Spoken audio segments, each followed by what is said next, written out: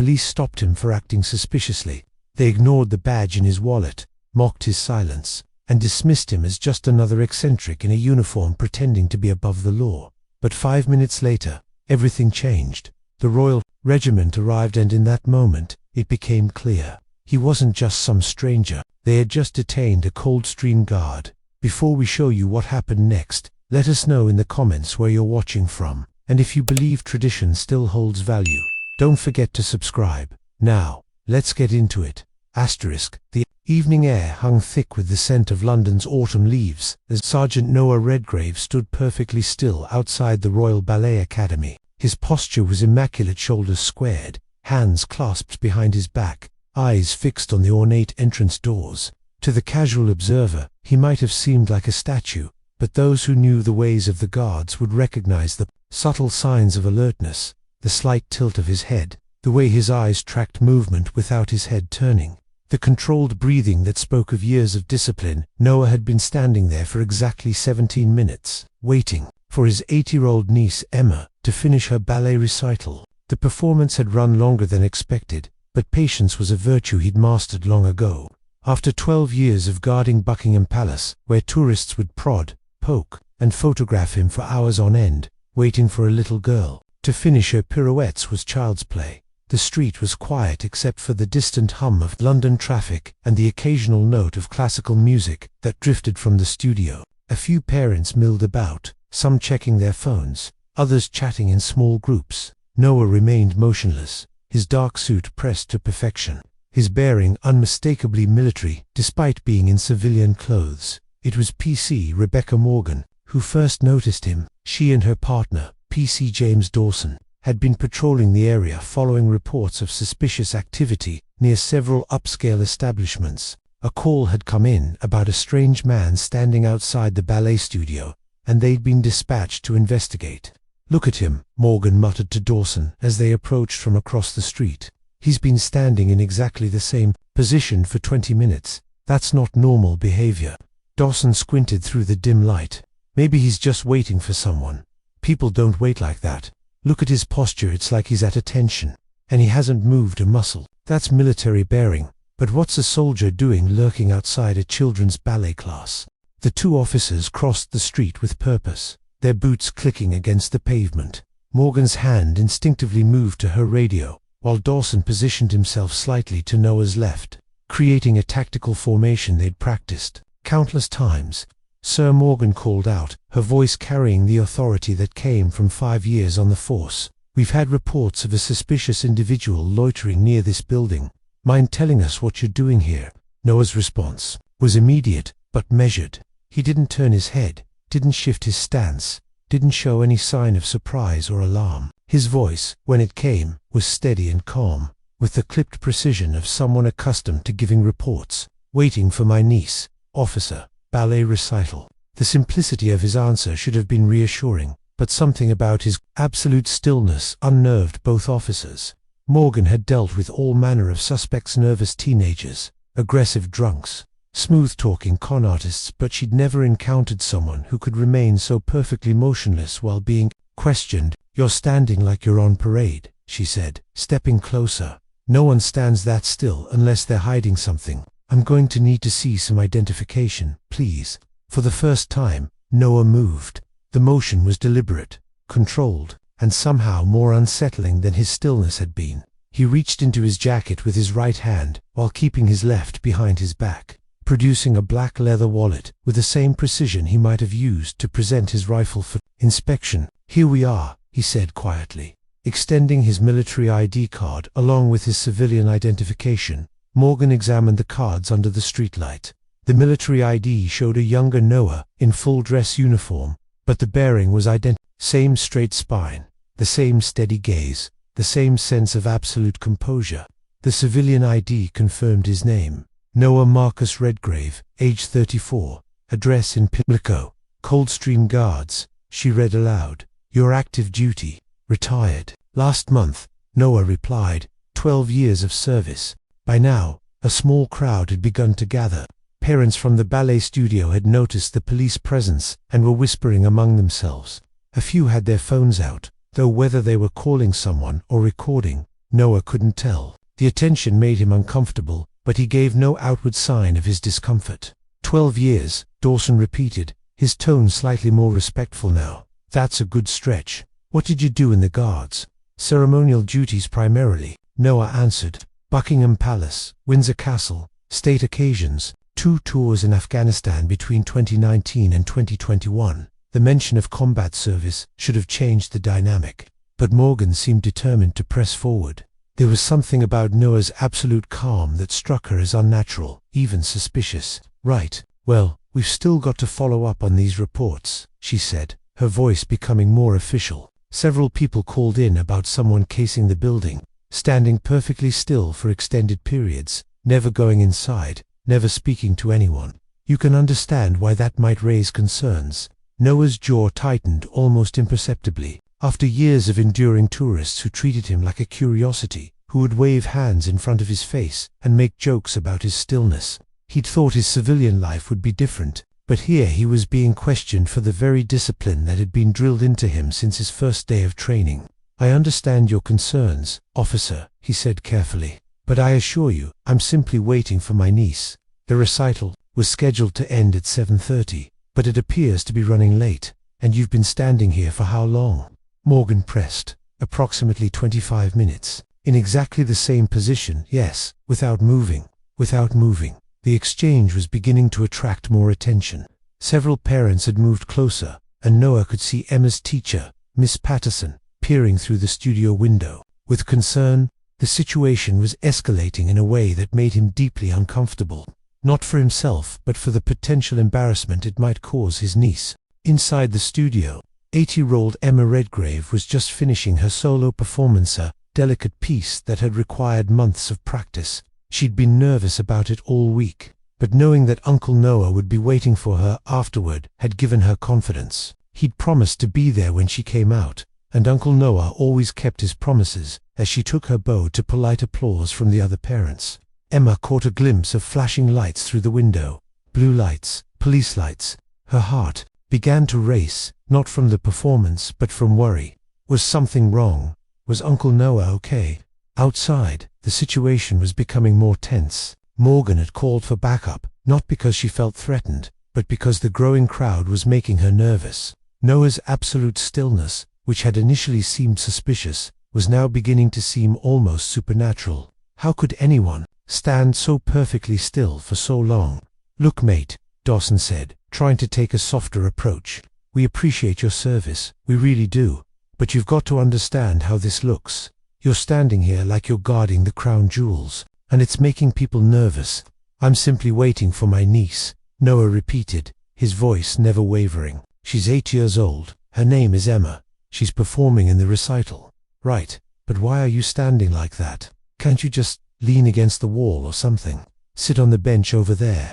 The question revealed a fundamental misunderstanding of what Noah had been trained to do. For 12 years, he'd been taught that stillness was strength, that discipline was dignity, that a guard's bearing reflected not just on himself, but on the entire regiment. You didn't simply lean against a wall when you were on duty, and old habits died hard. This is how I stand, Noah said simply. The answer seemed to frustrate Morgan even more. Nobody stands like that unless they're hiding something or they're not quite right in the head. Which is it?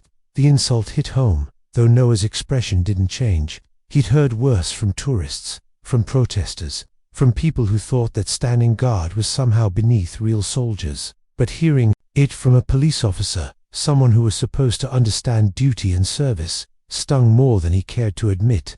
The backup unit arrived just as the confrontation was reaching its peak. 2 more officers, PC Sarah Chen and PC Michael Roberts, emerged from their patrol car and quickly assessed the situation. The crowd had grown to nearly 24 people, all watching with a mixture of curiosity and concern. What's the situation? Chen asked Morgan. Suspicious individual, possibly casing the building. He's been standing in the same position for over half an hour, claims he's waiting for his niece, but won't modify his behavior or explain why he's standing at attention. Chen looked at Noah with professional interest. Unlike Morgan, she'd grown up in a military family and recognized the signs immediately. The perfect posture, the controlled breathing, the way his eyes tracked movement without his head turning. This wasn't suspicious behavior. This was military bearing. "Sir," she said respectfully, "I can see your former military." "Which unit?" "Coldstream Guards," Noah replied. 12-year ceremonial duties. "Ah," Chen said with understanding. "That explains it." "Palace Guard." "Yes, ma'am. My father was Welsh Guards. I know the drill." The exchange seemed to irritate Morgan, who felt like her authority was being undermined. "Sarah, the man has been standing here for 30 minutes, without moving. That's not normal behavior, military or not." "Actually," Chen said carefully, "it's exactly normal behavior for someone who's been trained to stand guard. Palace guards are trained to remain motionless for hours at a time. It becomes second nature." As if to prove her point, Noah had remained perfectly still throughout the entire exchange. Not once had he shifted his weight, adjusted his stance, or shown any sign of discomfort. The crowd watched in fascination as the minutes ticked by, some beginning to realize that what they were witnessing wasn't suspicious behavior, but rather an extraordinary display of discipline. But Morgan wasn't ready to back down.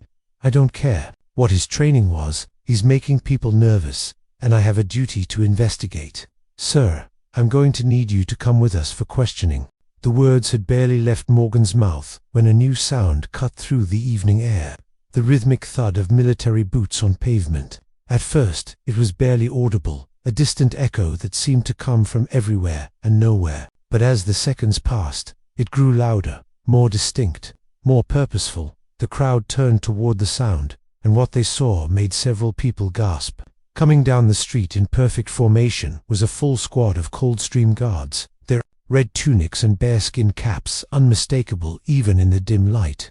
They marched with the precision of a timepiece, their boots striking the pavement in perfect unison. At the head of the formation was Lieutenant Colonel Amanda Hargrave, a woman whose presence commanded attention without effort. She was tall, imposing, with steel-gray hair pulled back in a regulation bun and eyes that seemed to take in everything at once. Her uniform was immaculate, her bearing absolutely perfect, and her expression suggested that she was not pleased with what she was seeing. The formation came to a halt precisely 10 feet from where Noah stood. The timing was perfect, not a boot out of place, not a movement wasted. It was a display of military precision that left the civilian crowd speechless. "Squad, halt," Hargrave commanded, though the order was unnecessary. The guards had already stopped with machine-like precision. "Stand at ease." The sound of 20 pairs of boots moving in perfect synchronization echoed off the surrounding buildings. The guards now stood in a relaxed position, but their presence was no less imposing. They were here for one of their own, and everyone present could feel the weight of that loyalty. Hargrave stepped forward, her gaze sweeping over the assembled police officers before settling on Noah. "Sergeant Redgrave," she said, her voice carrying the authority of someone who had commanded respect for over 2 decades. "Ma'am," Noah replied, his voice steady but carrying a note of relief that only someone who knew him well would detect. "Is there a problem here, officers?" Hargrave asked, turning to face Morgan and her colleagues. The arrival of the guards had completely transformed the situation. What had moments before been a routine police investigation had suddenly become something much more significant. The crowd pressed closer, phones were raised, and the whole scene took on an air of historical importance. Morgan found herself facing a dilemma. She'd been trained to maintain control of situations, to assert police authority when necessary. But the arrival of a full military unit, led by a lieutenant colonel, had shifted the dynamic in ways she wasn't prepared for. "We received reports of suspicious activity," she said, trying to maintain her professional composure. The individual was observed standing in the same position for an extended period, displaying behavior that concerned local residents. Hargrave's expression didn't change, but something in her eyes suggested that she was not impressed with this explanation. "Suspicious activity," she repeated, her voice flat. "And what exactly did you find suspicious about Sergeant Redgrave's behavior?" "He was standing perfectly still for over 30 minutes, Morgan explained. "No normal person stands that still, unless they're hiding something or ... or there's something wrong with them." The words hung in the air like a challenge. Behind Hargrave, the guards remained motionless, but there was something in their collective bearing that suggested they were not pleased with what they were hearing. "I see," Hargrave said slowly. "And tell me, officer, what do you know about the training of the Coldstream Guards?" I know they guard the palace," Morgan stammered. Indeed they do. And do you know how they're trained to guard the palace? I assume they ... stand there. They stand there, Hargrave repeated, her tone making it clear that this was a gross oversimplification, for 6 hours at a time, in all weather conditions. Without moving, without speaking, without reacting to any provocation, they endured tourists who poke them, photograph them, and try to make them break their composure. They stand guard while drunk football fans shout abuse at them. They maintain their post while protesters wave signs in their faces. The crowd was hanging on every word. Several people were recording the exchange, sensing that they were witnessing something significant. Sergeant Redgrave, Hargrave continued, spent 12 years perfecting this discipline. He stood motionless while rain soaked through his uniform, while snow accumulated on his bare skin, while summer heat reached dangerous levels. He once maintained his post for 6 hours, while a wasp crawled inside his hat and stung him repeatedly. The story about the wasp drew murmurs from the crowd, but Hargrave wasn't finished. She was building to something, and everyone present could feel it. During his service, Sergeant Redgrave was selected for 2 tours in Afghanistan. He served with distinction in some of the most dangerous areas of Helmand Province. He was decorated for valor after he held a position for 14 hours while under enemy fire, never once breaking his discipline or abandoning his post. The weight of this information was beginning to sink in. Here was a man who had literally stood in the face of enemy fire, who had been trained to remain motionless under the most extreme conditions, and he was being questioned for displaying exactly the discipline he'd been taught to maintain. But perhaps most relevant to this evening's events, Hargrave continued, is the fact that Sergeant Redgrave has spent countless hours standing guard while children played nearby. During state occasions, royal weddings, and public celebrations, he has maintained his post while hundreds of children ran, played, and performed around him. The idea that he would pose any threat to children is not just wrong, it's insulting. Morgan was beginning to realize that she had made a significant mistake. The man she'd been treating as a potential threat was actually a decorated veteran, whose entire career had been built on the very discipline she'd found suspicious. I didn't know, she said quietly. No, Hargrave agreed. You didn't know, but that's exactly the problem, isn't it? You made assumptions based on your own limited understanding of military bearing and discipline. The lieutenant colonel reached into her pocket and withdrew a business card, which she extended to Morgan. Public Order Training Seminar, Monday morning, 9 o'clock sharp, Metropolitan Police Headquarters. You'll be there. It wasn't a request. Morden took the card with trembling fingers, knowing that this incident would likely define the rest of her career. Ma'am, she said, her voice barely above a whisper. I was just doing my job. Your job, Hargrave replied, is to protect and serve the public. Sergeant Redgrave has spent 12 years doing exactly that. Perhaps it's time you learned the difference between suspicious behavior and exemplary service. As the confrontation reached its climax, the doors of the ballet studio finally opened. A stream of young dancers emerged, their faces flushed with excitement and accomplishment. Among them was Emma Redgrave, still wearing her pale pink leotard and tutu, her hair pulled back in a tight bun. Emma's eyes immediately found her uncle in the crowd. Despite everything that had happened, despite the police, the guards, and the gathered crowd, Noah was exactly where he had promised to be. He was standing in the same position, with the same perfect posture, as if nothing had happened. Uncle Noah, she called out, running toward him with the unself-conscious joy that only children possess. For the first time in over an hour, Noah moved. He stepped forward and knelt down, opening his arms to catch his niece in a hug that was both gentle and fierce. The crowd watched in silence as the decorated veteran embraced the little girl who had unknowingly been at the center of this entire confrontation. You were brilliant, Noah whispered into Emma's ear. Absolutely brilliant. Did you see my solo? Emma asked, pulling back to look at his face. I didn't fall down once. I saw it all, Noah assured her, though of course he had been outside the entire time. You were perfect. Emma looked around at the crowd, the police officers, and the formation of guards with wide eyes. Why are all these people here? Are you in trouble? No, sweetheart, Noah said softly. I'm not in trouble. These are just some friends from work who came to make sure I was okay. Hargrave stepped forward, her stern expression softening as she looked at the little girl. You must be Emma, she said, her voice much gentler than it had been moments before. I'm Colonel Hargrave. I work with your uncle. Emma looked up at the imposing woman with curiosity rather than fear. "Are you a soldier too?" "I am indeed," Hargrave replied. "And your uncle is one of the finest soldiers I've ever known." The exchange was being captured on dozens of phones, and within minutes, the video would begin its journey across social media. The image of a decorated veteran being questioned by police, only to be vindicated by the arrival of his regiment, would resonate with millions of people around the world. As the crowd began to disperse, the various participants in the evening's drama went their separate ways. The guards formed up and marched away with the same precision they'd displayed upon arrival. Their duty done, the police officers returned to their patrol cars, though Morgan would spend the rest of her shift thinking about the training seminar she'd been ordered to attend. But Noah and Emma remained, standing together in the soft glow of the streetlights. The little girl chattered excitedly about her performance, about the other dancers, about the music and the costumes. Noah listened with the same focused attention he'd once given to security briefings, filing away every detail because this was what mattered now.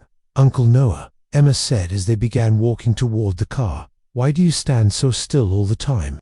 It was a question that had been asked in various forms throughout the evening, but coming from Emma, it carried no judgment, no suspicion. It was simply the innocent curiosity of a child who wanted to understand her uncle better. "It's called discipline," Noah explained as they walked. "When I was a soldier, I learned that sometimes the most important thing you can do is simply stand your ground. No matter what happens around you, no matter who tries to make you move, you stay exactly where you're supposed to be. Like when kids at school try to make me give up my lunch money," Emma asked. Noah smiled a real smile, not the controlled expression he'd worn all evening. "Exactly like that. You stand your ground, and you don't let anyone push you around. And your friends came to help you stand your ground tonight." "Something like that," Noah agreed as they reached the car. Emma looked back at the ballet studio where her evening had begun so innocently. "Uncle Noah, will you come to my next recital too?" Noah opened the car door for her, his movements still precise and controlled, but now warmed by genuine affection. "I'll be there," he promised. "I'll always be there."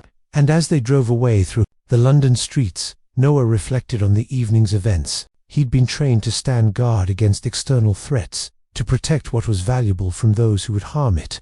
But tonight, he'd learned that sometimes the most important thing you can guard is simply the right to be yourself, to stand tall, to maintain your dignity, and to be there for the people who matter most. The story would go viral within hours, spawning hashtags, debates, and discussions about military service, police training, and the nature of discipline itself. But for Noah, none of that mattered as much as the small hand that reached over from the passenger seat to squeeze his own, and the quiet voice that said, "I'm proud of you, Uncle Noah."